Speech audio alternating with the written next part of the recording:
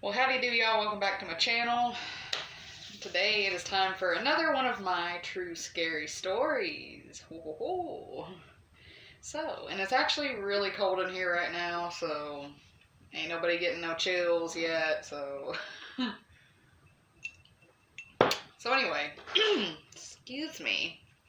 So today I thought this one is going to be about when my dad lived up in his place in Brevard. Yeah. And a lot of my first experiences and stuff that I've had actually happened at his house. So pretty much everything that first really started happening to me, like a lot, was at his house. A little backstory about his house up there. He doesn't live there anymore. But yeah, a little backstory. There was actually a little girl that burned to death in the back bedroom. And to this day, if you look on the ceiling, there's actually a face like burned into the ceiling. Like, it's really weird. Like, it's been, fixed or whatever. That was a really long time ago. But it's just, yeah, it's very creepy indeed. Really good. Um, so anyway, so that's kind of that. And it's way in backwoods, so ain't nobody around except for way over here across this creek, and down below was his mom lived there, my grandma.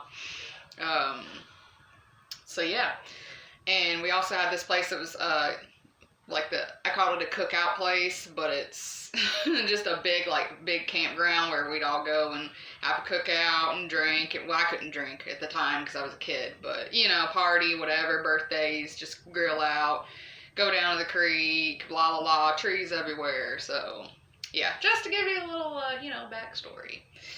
Well, the story I'm going to tell you today is I'm actually going back and forth in my head between two. I don't know if I want to tell like the main one or if I want to tell a kind of shorter one or simpler one, like that's still creepy but not quite as creepy. Well, not as extreme. I'm just going to tell one. Eeny, meeny, miny, mo, catch a tiger by the toe. Okay. We're going to do the shorter one. Anyway, so, and this, happened at the same weekend. I used to go to my dad's one weekend and my mom's the next. Well, so this is a weekend. Both go hand in hand. So, and it is, yeah, like the same weekend. So pretty much, what happened is, my dad sleeps all day, still does, up all night, sleep all day. He's a whole Slaughter song. And, he used to party a lot, still kind of does. So, I'd always get up before him. Like, we'd stay up super early, and I'd still get up early, and I'm still the same way. If, I stay up early. Well, I get up before him, blah, blah, blah. Well, I'm minding my own business, and now this is a trailer. If you can just picture a trailer, and his bedroom's all the way at the end, the far left end, and then there's the bathroom, and then there's another bedroom, and then there's like the living room, and then the kitchen. So yeah, you get the point. Just think of an old ass trailer. Well, I get up, everything normal. I used to draw a lot, so I had my notebook. I used to take my whole everything with me to my dad's. I would take a whole trash bag full of stuffed animals and everything, I'm telling you. I made sure I had my notebook now and my pens and pencils. Well, I'm sitting there, drawing, coloring it, blah, blah, blah, happy things the kids do, blah, blah. And next thing I know, I hear these boot steps, like somebody wearing some heavy ass boots coming out of the kitchen. And of course, being a kid especially, it's like, what? And it was just weird. And it was a very small kitchen. This was like, yeah, very, very small. So it sounded like they went back like across the kitchen and then back to the like where the stove was, and I was just like, okay, you know, and I'm over here trying to draw, and then because it stopped, and I'm over here trying to draw, and I'm kind of looking, and I'm like, okay, draw, okay, so I guess I kind of forgot about it a little bit, you know, got focused on my drawing again. Well, this time, and there's nobody in the house, of course, except for me and my dad. It was like probably, this is the daytime now, just letting you know, because shit can happen in the daytime, not just at night. That's a myth, that only things happen at night. Big myth. So it was about 10 or 11 in the morning, something like that. It wasn't super early, and it wasn't, you know, past noon.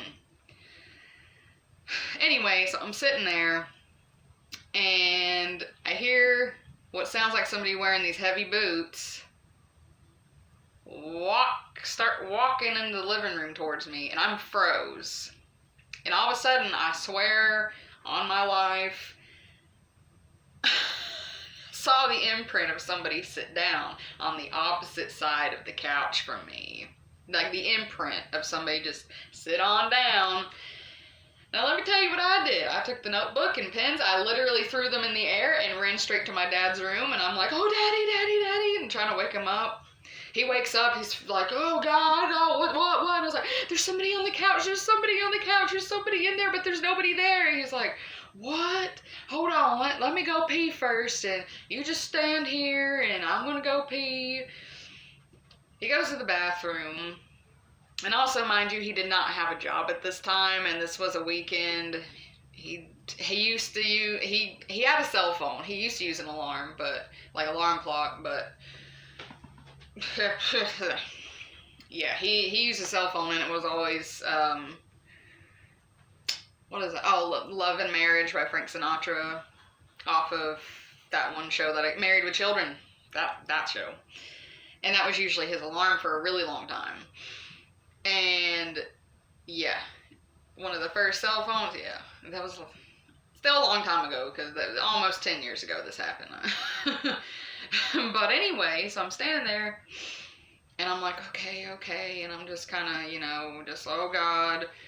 His alarm clock goes off to rock music at first, and I scream. And this is like, he didn't even get to pee yet. I don't even think he took his pants down or anything, or unzipped them, whatever. And I run in there, and I'm like, just, Daddy, no God. So he's pulling his boxers up, and he just walks in there, and he turns it off, and he's like, what the hell? He's like, all right, I'll be right back. I gotta pee. You gotta calm down a minute. And I'm like, okay. He goes back to pee. Not a second that he walks in there. And I'm standing at the door this time. He tells me to turn around, so I'd feel, you know, more comfortable, but because he was behind me, instead, you know. And so I had my back turned, and I'm just sitting there, or standing there, and his alarm goes off again. And this time it goes off to a country station, and my dad hates country. I like country. He hates country. So poor man Brain even got his pants down, turns back around. I scream again when this happens. Turns around, turns the alarm off, unplugs it, and he's like, all right, now I gotta pee. The poor man, I don't think he ever did pee, really, because I don't think he ever did, but nah, he did. He actually went outside off of the front porch and had his back, like, I could see his hair and everything, so I didn't see anything, but, you know, just because I was freaking out so bad, and I was like, don't leave me, oh God, it's gonna get me. So, yeah, so he did pee, and then after that, we kept seeing shadows of people all around the house, just like people. Oh, it was creepy. I told him about that, too. He was up, and he was on his computer, checking his email. You remember computers before they turned into laptops? Yeah. And, you know, getting ready for party night or whatever. And I walk up to the door, because we always had the door open. It's hot as hell, and them trailers ain't got no AC. It gets real hot in there. I will tell you that. If you know, you know. So we had the doors open and the windows open. And, you know, I'm waiting for, you know, my grandma to come up and my cousin, whatever. And I see a shadow, and I'm looking, and then there's nobody there. And I just kept seeing, like, a shadow of somebody standing there. Like, it would appear, and then it would just, like, go away. Well, I told my dad. We went around that whole entire trailer. Me and him both, like, and behind his trailer, there was just, I mean, there's nowhere for anybody to hide, because you'd literally have to hike to get up to hide somewhere, you know? There ain't no hiding around this place. Or if they did, then we would have heard them. There was nobody there.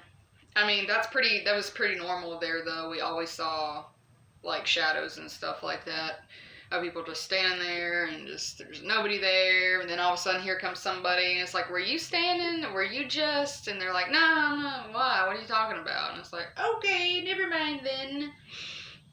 So, yeah, there's that one. And then the next day, of course, I'm up before my dad again, and this is the only time this has happened, like, what I'm about to say happened, because, like I said, we saw shadows and we heard people talking all the time, but there's nobody there, so, yeah. Well, once again, get up before my dad. I got my CD player. I always had my headphones on, and I would walk down to that little campground I told you about at the beginning.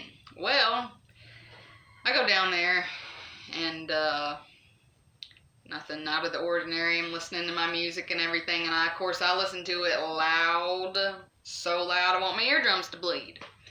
Thank God they never did, though. But yeah, I don't know what it was about this, but all of a sudden I heard something in the song, and it was just like somebody like whispering, and I'm like, huh? And I go back and rewind it, and didn't hear anything. I was like, okay, maybe I thought my hair might have been caught in it or something. You know, sometimes your hair can make funny noises when it's, you know, in like actual headphones, not the ear pods. That's what they're called. But, yeah, so I take them off at this point because I keep hearing it. And I'm just like, what? Like, is it this CD? You know? Well, when I take the headphones off, I have the music paused, and I just hear somebody in the woods, like, up above. Like I said, everything's, like, way up here, and nothing but forest. Like, nobody lives back there. It's all nothing but forest. And I know it ain't no bear talking to me. So, at this point, like, I hear somebody talking, and then I hear another voice. Then I hear another voice, until everybody's having a whole conversation, whoever the hell it is, and I'm just like... And it gets to a point where it's just like all around me and just people talking. I'm like, am I going, what? I don't know. But that actually gave me chills. And it was, not right now, but I'm sure it would if I wasn't freezing. And I did grab my CD player, and I did grab my headphones, because I ain't leaving my music behind. And I ran straight to my dad. And I was trying to wake him up because he was asleep. And I was like, there's somebody out there and they're talking and blah, blah, blah, blah. And he's like, huh? Hold on, get up in a minute. And then he goes back to sleep. So I called down there to see if my cousin's down there. And he is, but he was actually still asleep too. And it wasn't him, because I went down there because my grandma told me I could come down there. So I did. And finally when he woke up, I was like, and of course he made fun of me, because that's what little boys do, is make fun of their girl cousins. So so yeah, that's pretty much a couple of things that happened there. Still really creepy. I've never really experienced the voice thing again. Oh wait, yes I have, but not there, because I haven't been there in a really long time, because my dad doesn't live there anymore. His brother does now, my uncle. So yeah, I don't really go there anymore. But not that I have anything against him. That came out wrong, but I just don't go up there anymore. But anyway, yeah, so there's a couple more scary stories. And, yeah, stay tuned for more stories. Need to go back to kindergarten, y'all, don't you know? Alright, anyways, and we'll holler at y'all later, and stay tuned for more scary stories.